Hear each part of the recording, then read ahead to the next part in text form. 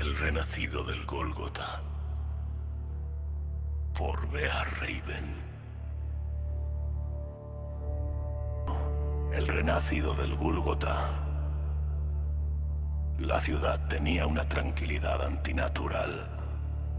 No había adictos tirados en las aceras. No había delincuentes merodeando en las noches. Las estadísticas estaban en su punto más bajo, sin nuevas leyes, sin cámaras, sin aumento de policías. Todo era demasiado perfecto. Los políticos presumían de haber logrado lo imposible, pero no había pruebas de nada, solo discursos vacíos. Marla Reyes, oficialmente reportera, y extraoficialmente algo más. Llevaba semanas investigando el misterio de esa ciudad impecable. Siguió pistas que no llevaban a ningún lado, sombras que desaparecían, huellas que terminaban en seco, hasta aquella noche en la que vio un detalle que no cuadraba. Un rastro de sangre. Apenas un hilo delgado, como pintado con un dedo tembloroso, que se perdía detrás de un viejo almacén. Marla lo siguió. Un susurro, un movimiento, un abrazo violento desde la oscuridad, y todo se apagó.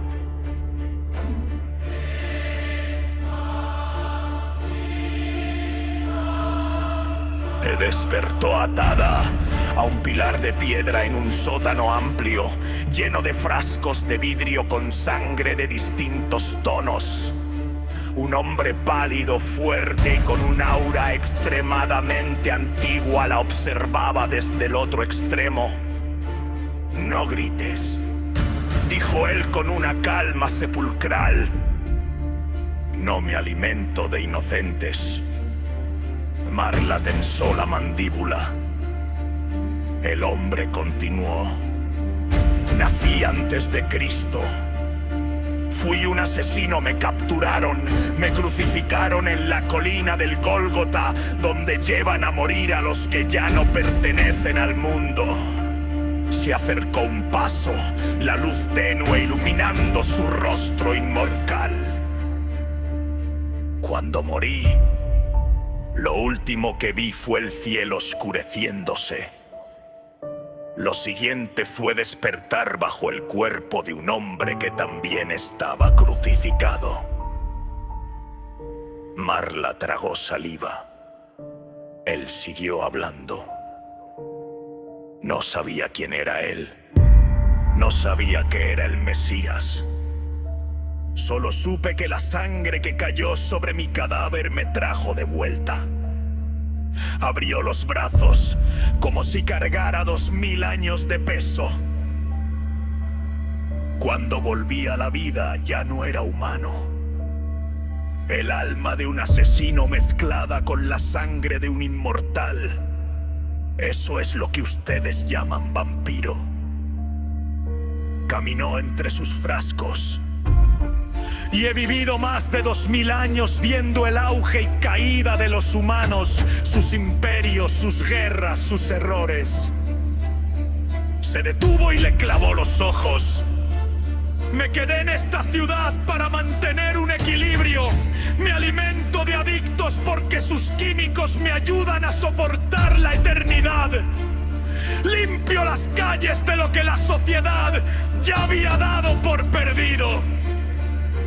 Suspiró. Lo único que quiero es que me dejen en paz.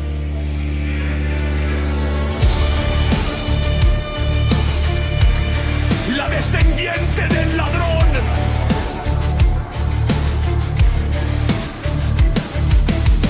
Marla dejó de fingir miedo. Sus ojos cambiaron. Interesante historia, dijo ella, con una calma que no tenía sentido. El vampiro frunció el ceño.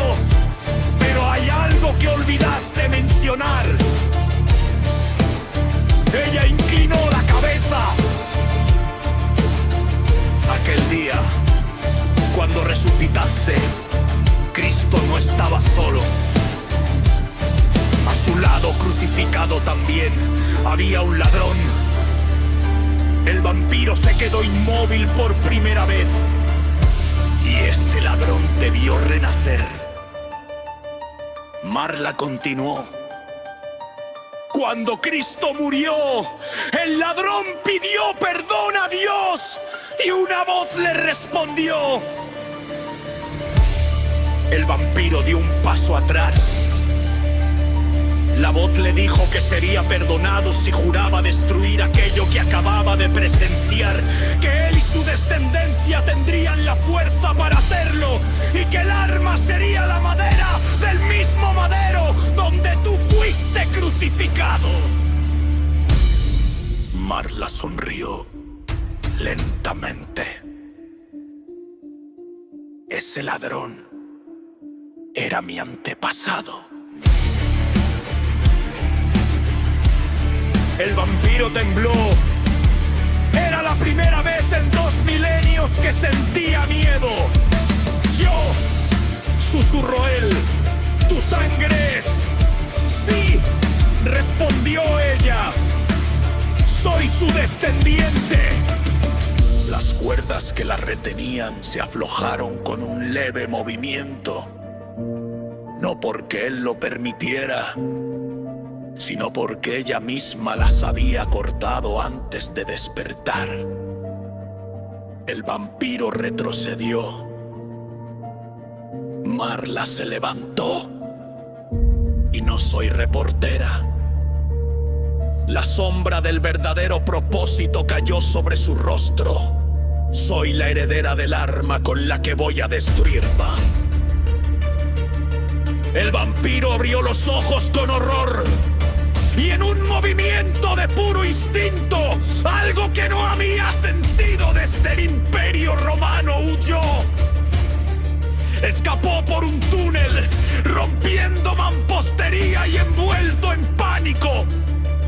Marla lo siguió con la mirada. ¡Corre, murmuró! Porque la cacería acaba de comenzar. ¡Continuará!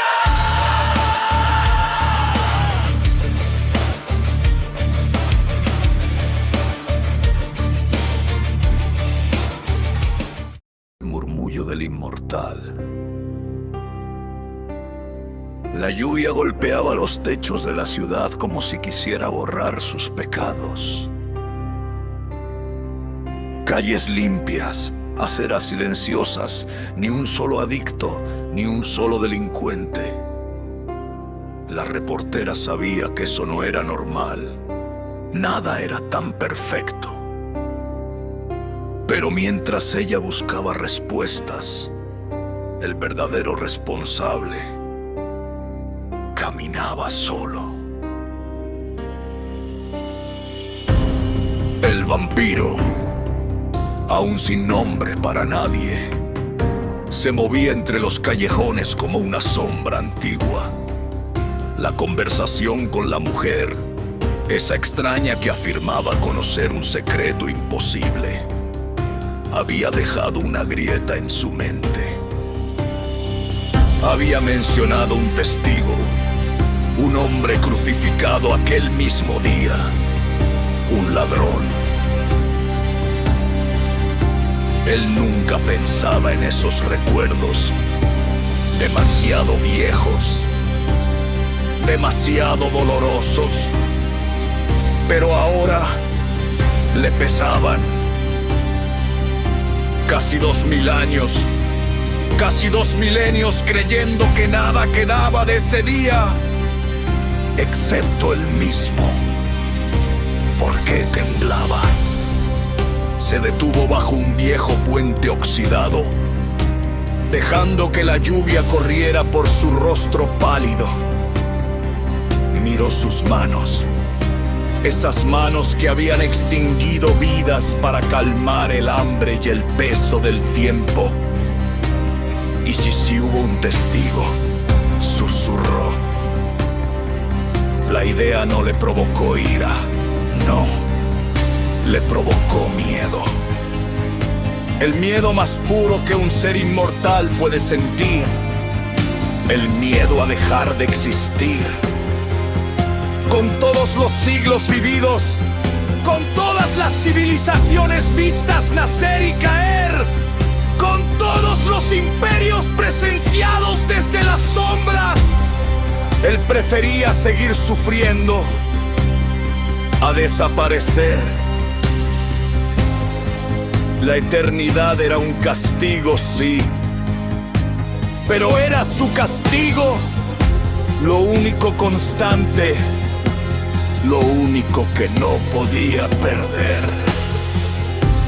La lluvia arreció, un trueno sacudió el cielo, iluminando un edificio industrial abandonado.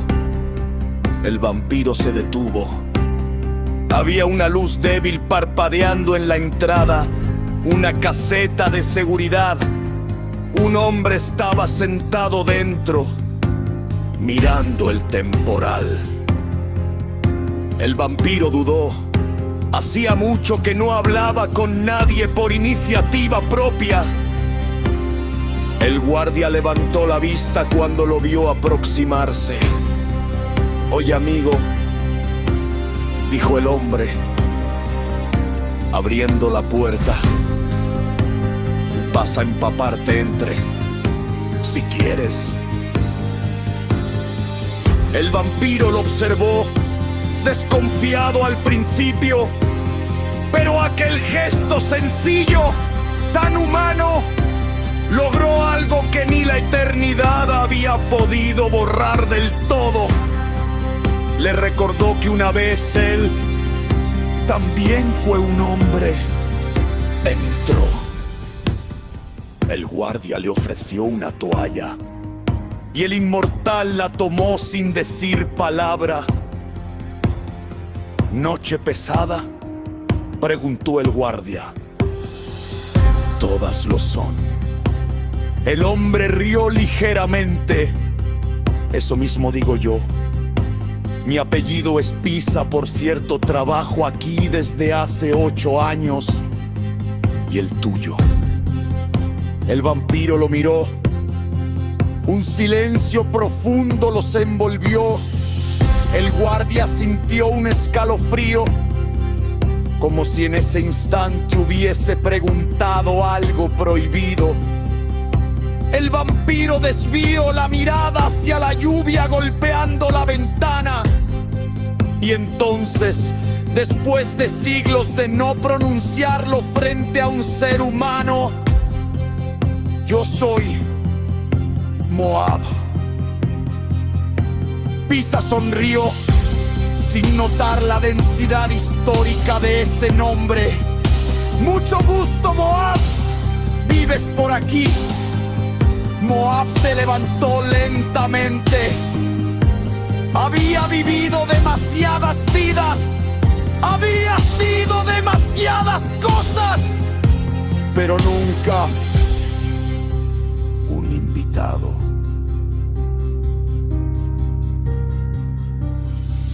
«He vivido muchas vidas», respondió, casi un susurro. «Demasiadas». Pisa iba a hacer otra pregunta, pero Moab ya se estaba marchando.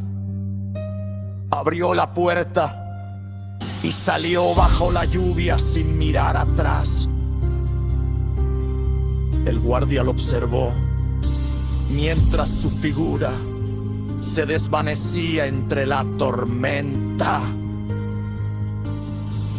A pocas calles, oculta detrás de una pared húmeda, la reportera lo seguía.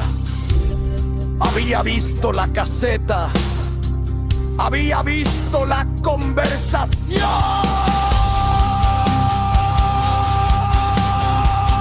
pero Moab parecía perdido, hundido en pensamientos tan antiguos que la lluvia no podía borrar. Él no sabía que ella estaba ahí, ni sabía que lo que ella cargaba lo alcanzaría tarde o temprano. La noche continuó, la ciudad dormía, pero el juego entre ambos apenas estaba comenzando.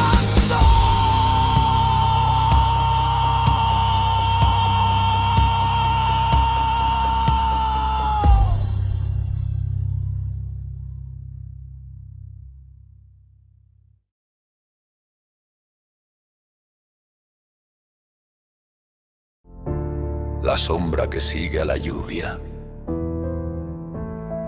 La ciudad amaneció con un silencio extraño. El tipo de silencio que ocurre cuando algo respira detrás de los edificios. Observando. Esperando. La reportera, cansada, empapada pero determinada, repasaba sus notas en un café abierto toda la noche. Había seguido la pista de desapariciones durante meses, pero anoche fue diferente. Ella lo sintió. No sabía explicarlo con palabras. Una presencia, una figura, una historia demasiado vieja para estar viva. El guardia Pizza, temblando todavía por el encuentro bajo la lluvia, le había dicho solo una frase antes de cerrar la puerta del edificio vacío. Si lo sigue, no vuelva sola. Pero advertencias así no detienen a quien huele una verdad enterrada. Esa madrugada, Moab se movía sin rumbo por las calles mojadas, como si cada gota le devolviera un recuerdo. Caminaba entre charcos que reflejaban siglos y muertes que ya no sabía si eran suyas o heredadas de la eternidad. De verdad hubo un testigo. La pregunta lo perseguía como un lobo invisible. Si alguien estuvo allí, si alguien vio su renacimiento bajo la cruz, entonces su inmortalidad no era un castigo divino, sino un accidente, una grieta en la historia, algo que podía cerrarse. Y cerrar esa grieta significaba su final. Moab apretó los dientes. El miedo a morir era una carga que ningún monstruo admitía. Él la sentía desde hacía 2000 años, pero prefería esa angustia a aceptar la nada. Si tengo que sufrir, susurró al aire oscuro, sufriré, pero seguiré. Caminó por un barrio silencioso, donde las luces parpadeaban con dolor eléctrico. Allí, entre edificios en ruina, vio una pequeña luz cálida salir de una ventana. Su primer impulso fue evitarla, pero el cansancio pudo más. Al acercarse, distinguió un puesto de seguridad. Dentro, sentado frente a un radiotransmisor viejo, estaba Pizza. El guardia levantó la mirada y lo reconoció al instante. Está empapado. Puede entrar si quiere. No es noche para nadie allá afuera. Moab dudó. Era un gesto simple, humano, y eso siempre le pesaba como una piedra en el pecho. Al final entró. La lluvia golpeaba el techo como un ejército. Pizza le ofreció una toalla y un vaso de agua. Moab lo tomó sin hablar, intentando recordar cómo era tener sed verdadera, o calor, o un latido acelerado. Perdone que pregunte, dijo Pizza con voz calmada. ¿Cómo se llama? Moab lo sintió como un golpe. Nadie le hacía esa pregunta desde hacía siglos. Su nombre era una herida, un hilo de su historia que prefería mantener oculto. Y sin embargo, esa noche, la lluvia lo obligaba a sincerarse. Moab respondió al fin con una voz que parecía salir desde una tumba antigua. He vivido demasiadas vidas, demasiados tiempos. Por este es mi hogar ahora. Pizza no entendió el peso de esas palabras. Solo asintió como si el nombre fuera uno más. Para Moab, fue como confesarle el secreto más profundo a un desconocido. Algo dentro de él se estremeció. Algo que llevaba siglos dormido. Sin decir más, Moab se levantó y salió de la caseta. La lluvia lo recibió como si nunca se hubiera ido. A solo unos metros, oculta detrás de un mural roto, la reportera observó la escena. Había seguido al vampiro durante horas sin saber cómo ni por qué podía hacerlo tan bien. Era como si algo en su sangre la guiara. Ella no escuchó la conversación, no oyó el nombre, pero lo sintió. Moab pasó frente a ella sin detectarla. La ciudad lo tragó de nuevo. Y mientras lo veía desaparecer entre sombras y lluvia, la reportera sintió un escalofrío profundo. Uno que no provenía del frío. El vampiro estaba perdido. Pero ella estaba más cerca de su destino que nunca.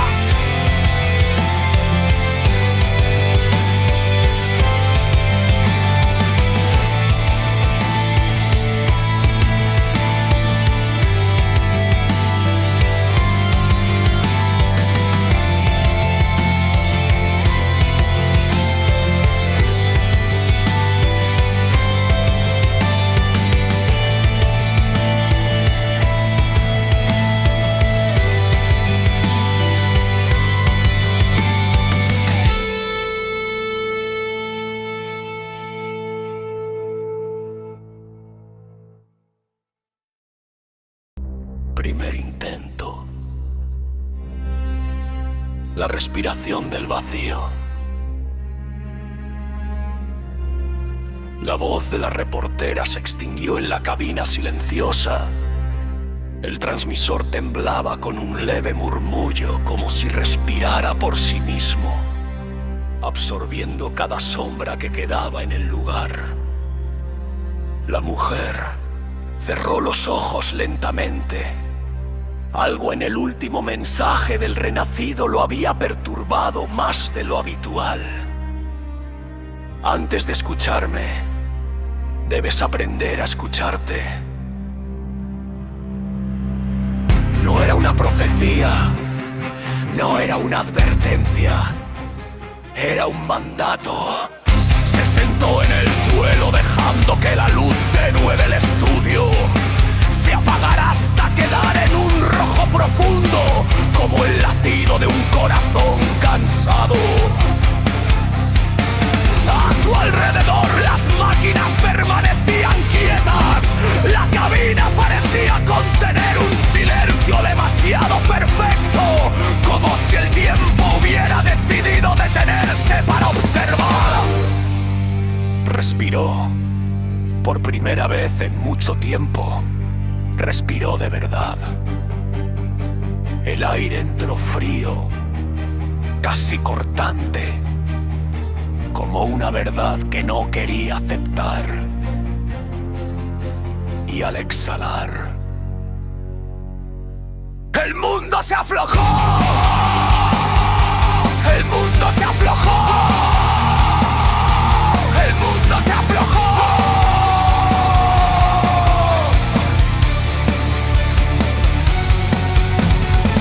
El estudio se difuminó, el suelo se volvió arena, el aire se tornó pesado como incienso antiguo.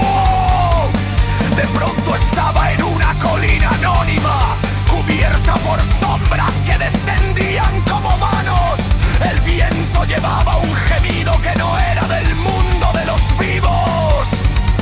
Y frente a ella apareció el renacido del Gólgota, cubierto por un sudario desgarrado, la piel marcada por heridas que parecían nunca haber cerrado. Sus ojos brillaban como dos brasas bajo un cielo sin sol. No habló, solo lo observó. La reportera intentó continuar su respiración meditativa, tal como había aprendido hace años en un monasterio que ya no existía. Pero estar frente a esa figura era como inhalar un grito, como si el aire estuviera hecho de memoria y polvo. El renacido levantó una mano, suavemente, casi con compasión. De su presencia emanaba dolor, pero también una fuerza antigua, como un lamento que alguna vez fue oración. Primer intento aceptado. La voz no sonó en la colina, sino en su interior, atravesándolo como una llama blanca. El paisaje se quebró, la arena se volvió polvo, el polvo regresó al estudio. La reportera abrió los ojos, jadeando. Las luces del transmisor parpadearon solas, preparándose para la siguiente misión.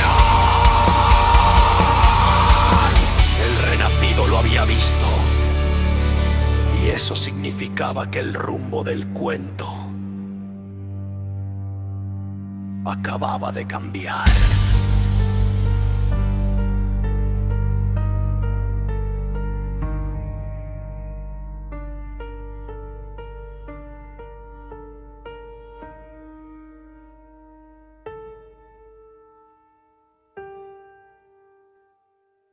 La noche de las cicatrices. Moab no forcejeó cuando Marla apretó el nudo final.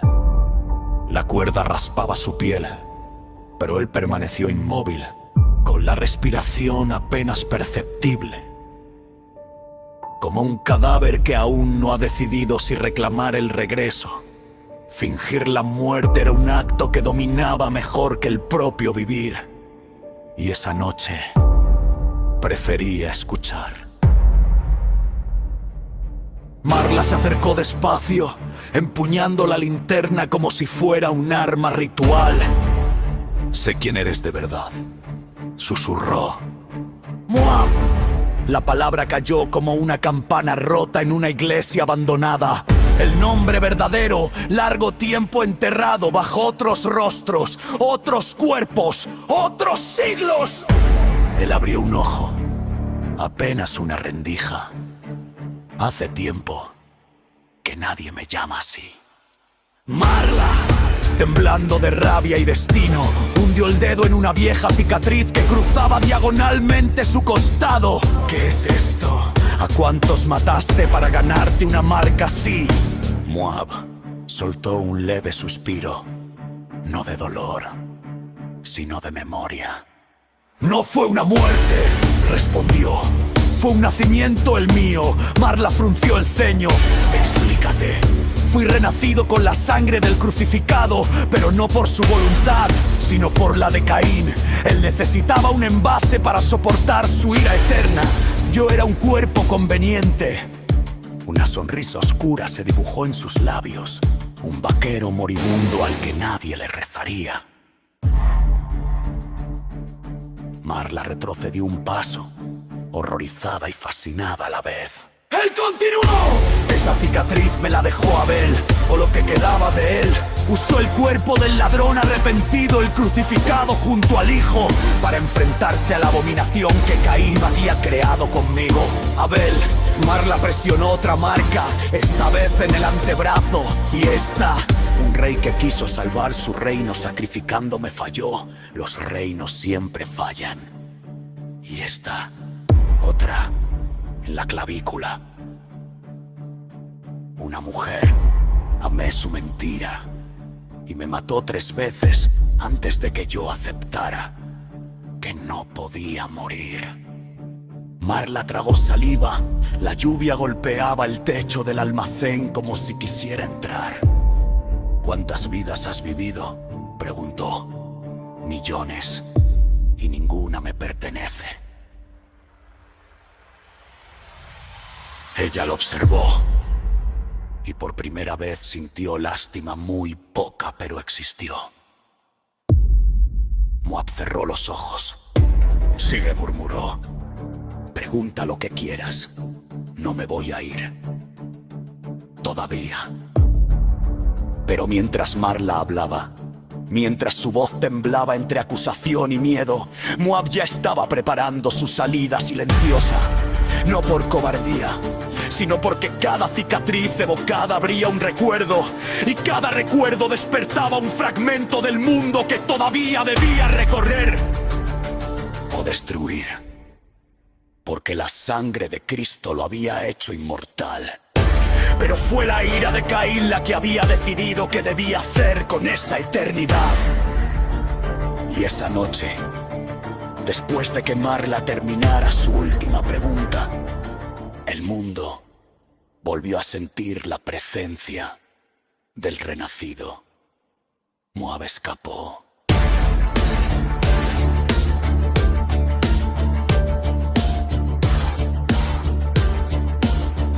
Y el mundo tembló con él.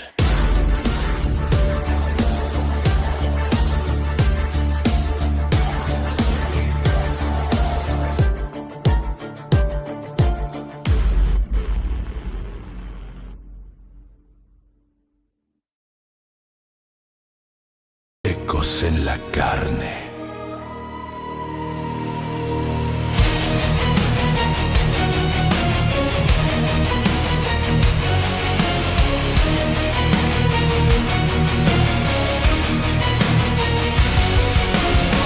La escena empieza en silencio.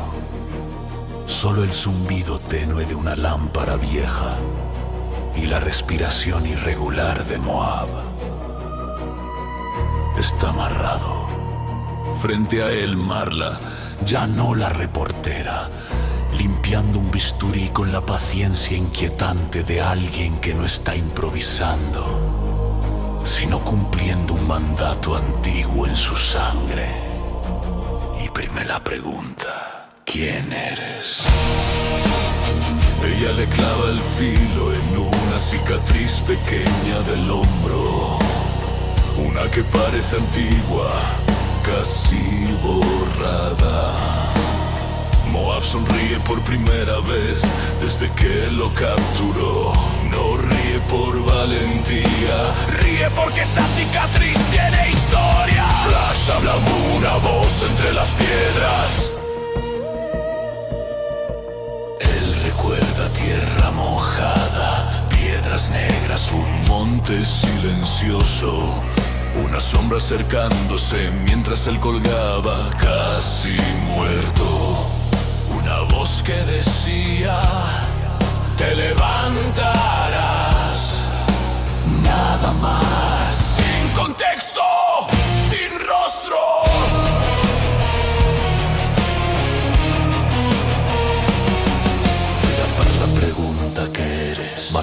pasa un hierro caliente por una de sus cicatrices en el costado. Una profunda, larga y regular, como una garra. Moab se tensa, no porque duela, sino porque esa marca pertenece a algo que él intenta olvidar. El frío de la no muerte. Un cielo rojizo, un grito que no era humano, una mano negra marcando su pecho. Un segundo de conciencia después de morir, como si alguien hubiera encendido una mecha en un cadáver. Un susurro gutural despierta. La escena se rompe. Moab vuelve al presente jadeando.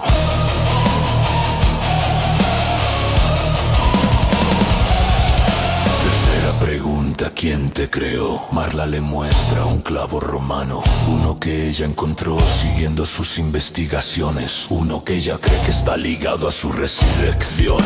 Moab deja de moverse y por primera vez en este capítulo parece humano, herido, asustado.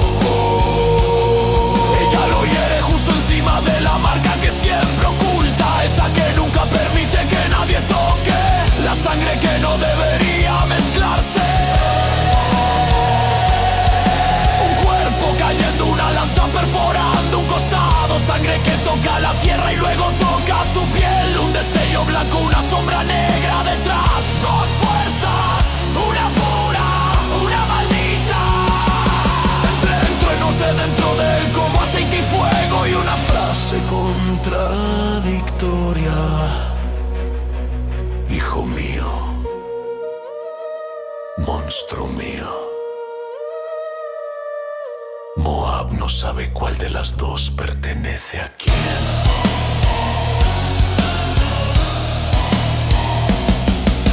Yo sé lo que eres, Moab. Él abre los ojos rojos como carbones mojados. Ni yo lo sé del todo. Pero sé cómo detenerte. Moab sonríe, débil pero peligroso. ¿De verdad, Marla? ¿O solo estás escuchando la sangre de otro hombre dentro de ti? ella se estremece, porque él no debería saber eso. Moab cierra los ojos, no porque se rinda, sino porque empieza a recordar lo que no quiere recordar.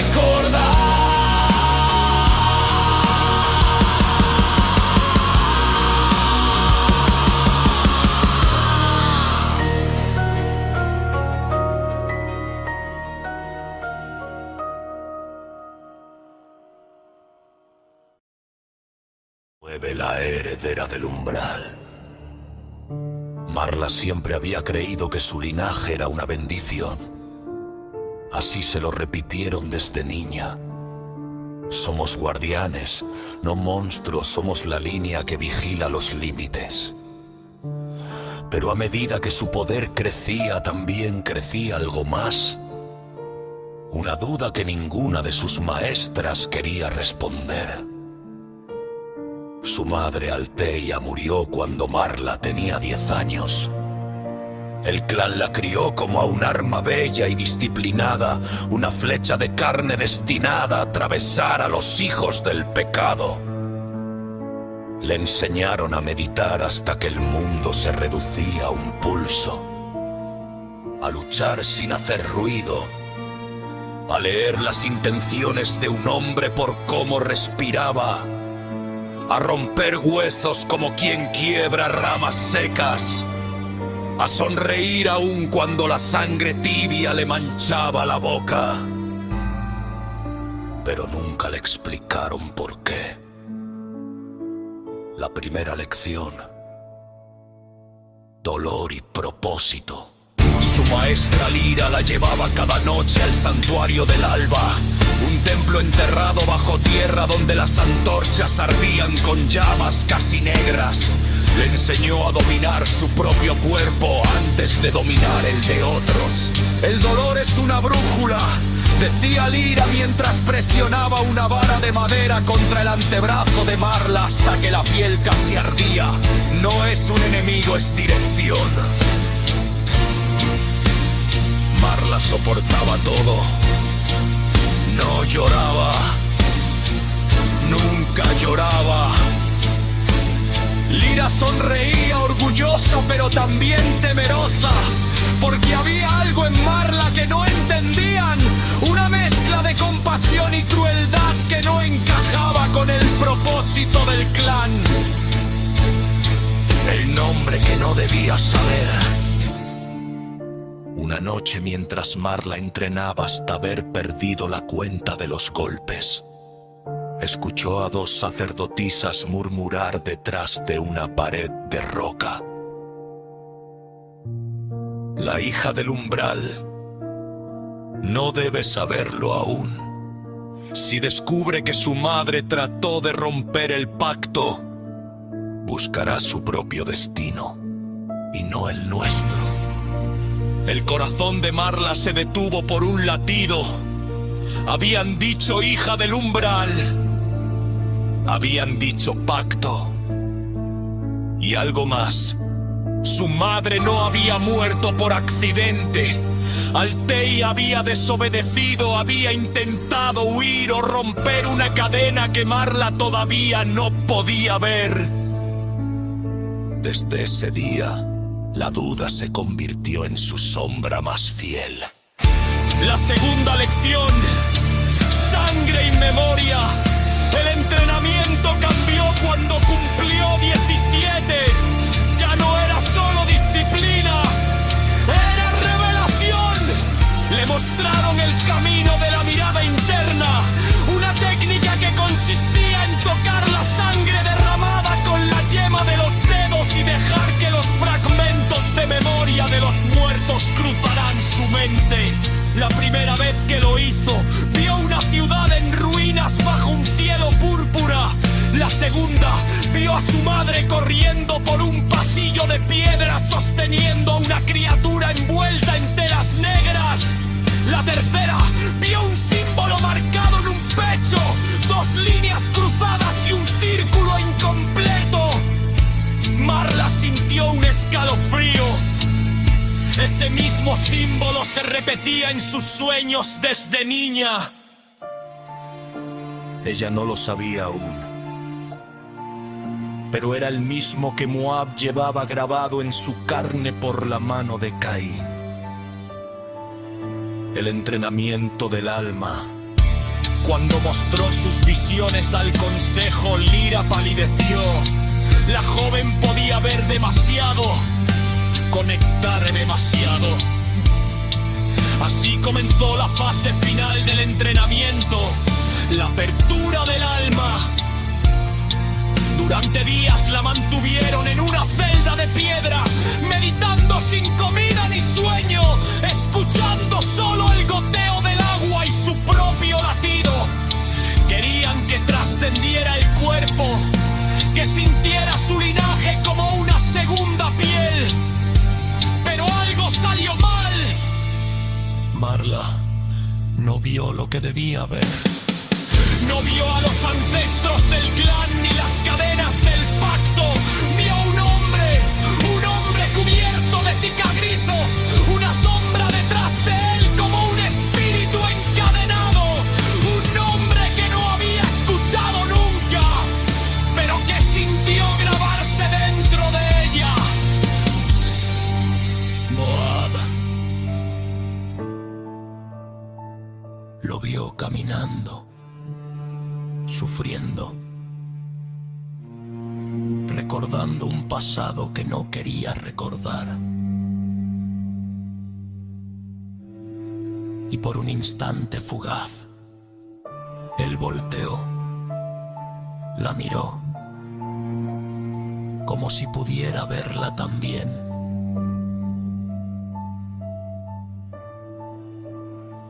Marla despertó entre gritos, empapada en sudor, con la sensación de que su destino ya no le pertenecía. Un linaje que ya no reconoce. En los días siguientes, algo cambió en Marla. Ya no obedecía con la misma devoción. Lira lo notó.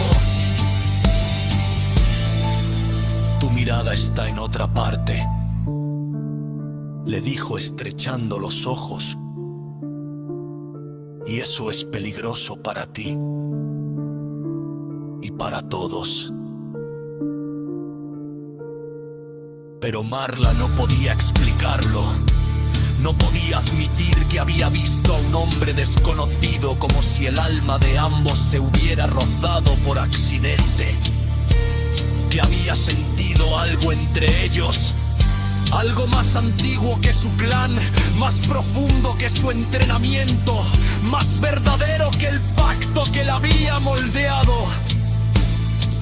Marla ya no sabía si era un arma, una heredera, o simplemente un espíritu perdido buscando otra alma.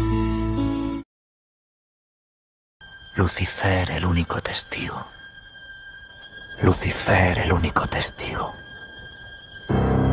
¿Los escuchas? Escucha. Se arrodillan sobre él. Lloran. Cantan. Beben. Y llaman a esto amor. Yo estuve allí. Vi los clavos desgarrar la carne. Vi los pulmones colapsar bajo su propio peso. Vi a un hombre, no un dios, atragantándose con hierro y polvo. No había trono esperándole. Ni ángeles, ni profecía brillando en sus venas. Solo sangre, sangre extraordinaria, y ellos la probaron. Al principio por accidente, luego por diseño. Lo llamaron milagro. Yo lo llamo apetito. ¿Sabes lo que construyeron en su nombre? No fe. Infraestructura. Bóvedas bajo mármol, altares sobre laboratorios, un cayado de pastor sumergido en venas. Lo mantuvieron respirando, no por misericordia, sino por rendimiento. Se regenera, grita, se regenera. Y arriba, los coros se elevan en perfecta armonía. Me culpaste una vez por corromper a la humanidad. Yo los tenté con conocimiento. Ellos me pagaron con ingenio. Esto no es mi diseño. Nunca habría pensado en cultivar un mártir. Rezaron por salvación mientras lo diluían en vino. Llamaron divina la éxtasis, química, obediencia, santidad, adicción, y aún así sigues en silencio. ¿Es tu voluntad? ¿O esto ocurre cuando abandonas el escenario y dejas a los actores sin supervisión? Nunca fue tu hijo, fue su recurso. Y lo han devorado durante 2000 años. Dime, ¿quién es el monstruo? ¿Yo? ¿O la especie que encontró la eternidad en una vena y construyó un imperio a partir de ello? No lloro por el cielo. No me lamento por mí. Lloro por el hombre bajo la catedral. Aún respirando. Aún sanando. Aún cosechado. Y corregiré esto. No por redención. No por rebelión. Sino por equilibrio. Construyeron su reino sobre sangre. Muy bien. Que la sangre responda. Y cuando griten: Señor, ¿por qué nos has abandonado? Susurraré: nunca fuiste abandonado, simplemente observado.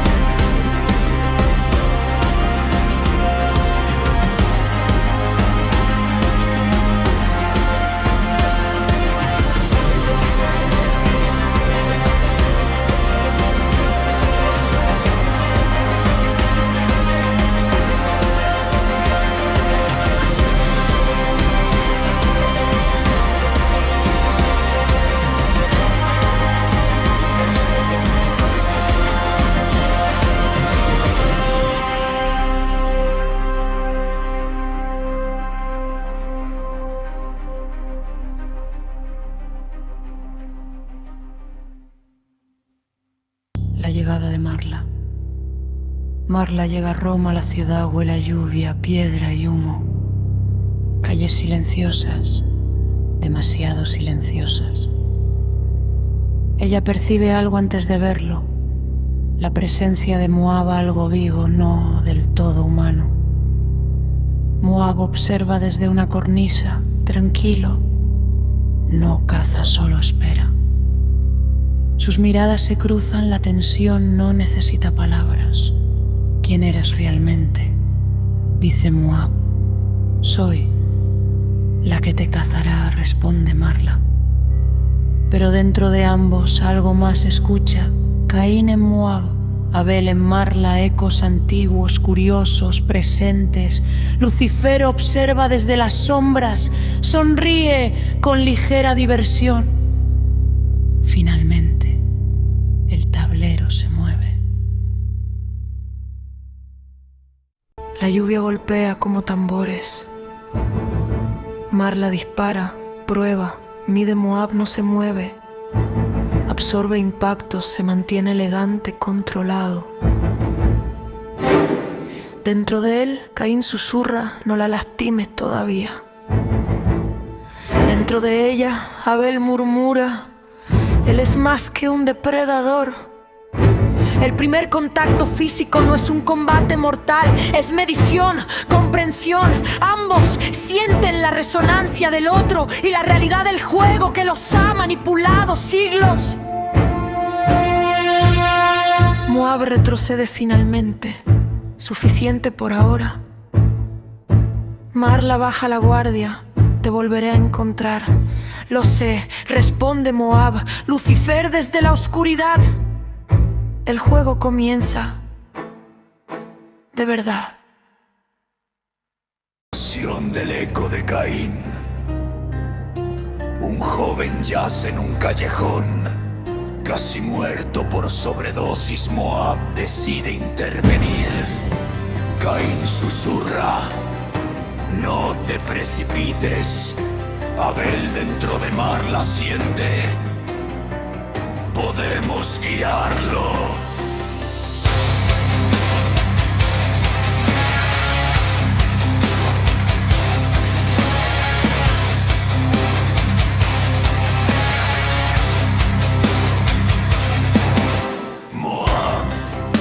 Derrama un poco de su sangre sobre el joven. La reacción es inmediata.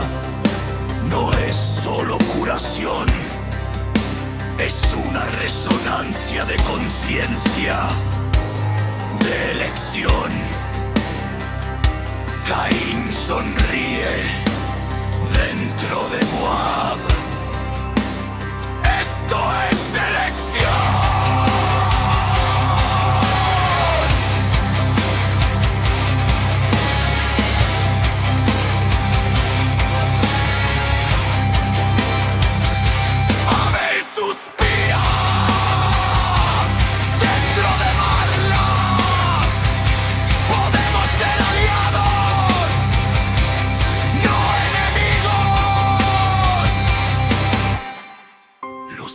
Lo observa.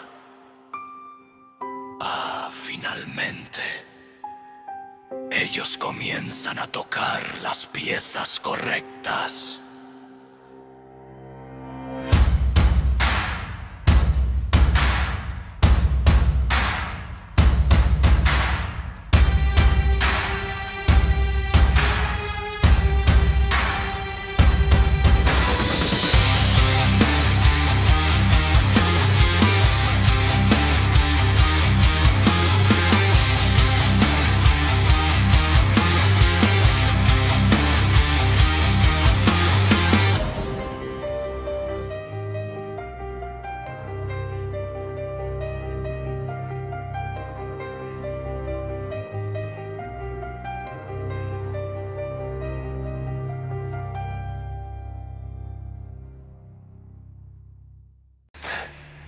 Responde. Bajo Roma, Chris comienza a despertar. Sus ojos siguen algo que no está a la vista y sus labios susurran palabras humanas. Basta. ¡Suficiente! La custodia papal entra en pánico. Marla y Moab llegan demasiado tarde para contenerlo. La voz de Christ no es milagro ni divinidad, es humana, vulnerable, consciente. Lucifer sonríe, no lo he diseñado, pero funciona.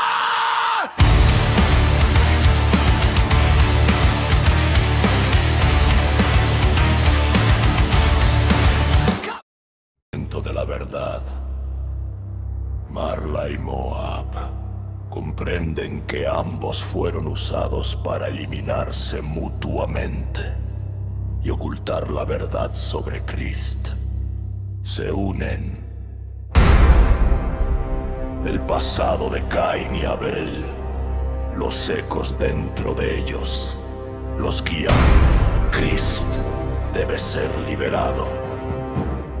El fuego purifica los secretos de las catacumbas, las operaciones del Vaticano, las élites. El abuso de sangre de Christ no destruye, solo limpia y calienta, preservando. Christ sale libre, humano enteramente, respetado.